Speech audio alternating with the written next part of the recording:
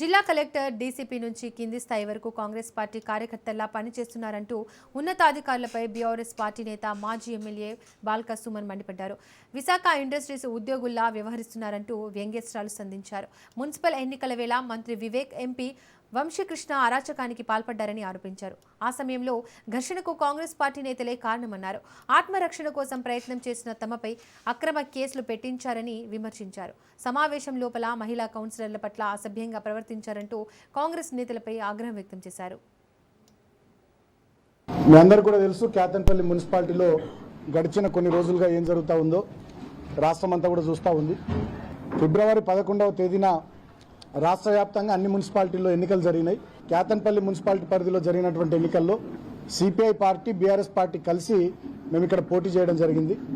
15 వార్డుల్లో మేము బీఆర్ఎస్, 7 వార్డుల్లో సిపిఐ కలిసి మేము పోటీ చేసినాం.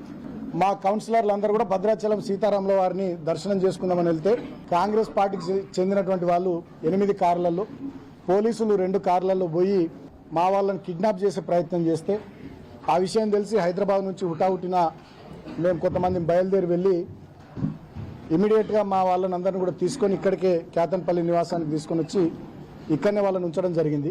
పోలీసులు 2 చోట్ల మమ్మల్ని ఆపి ఇన్ టైంకి కౌన్సిల్ హాల్కి చేరకుండా చేశారు.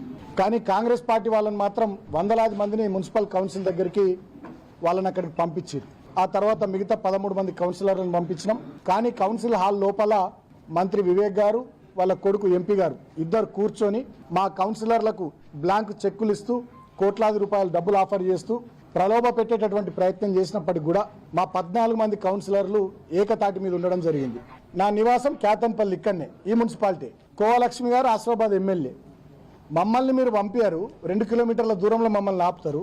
మరి మంత్రి గారి కాన్వాయ్, ఇన్ని సంఖ్యలో కార్లు, వందలాది మంది కాంగ్రెస్ వాళ్ళని ఎట్లా పంపిస్తారని చెప్పి మేము పోలీసులను ప్రశ్నిస్తే పోలీసులు మా మీద లాఠీ చార్జ్ చేయడం, అటువైపు నుంచి కాంగ్రెస్ వాళ్ళు మా మీద రాళ్ళేయడం, వాళ్ళు మా మీద దాడి చేస్తున్న క్రమంలో ఆత్మరక్షణ కోసం మేము ప్రతిఘటిస్తే మా మీద అక్రమంగా 25 మంది మీద దుర్మార్గంగా కేసులు పెట్టి 18వ తేదీ నాడు ఇదే ఇంటికి వచ్చి నన్ను అరెస్ట్ చేసి ఆదిలాబాద్ జైలుకు తీసుకొని పోయి అక్కడ ఆదిలాబాద్ జైల్లో 16 రోజుల పాటు ఉంచడం జరిగింది.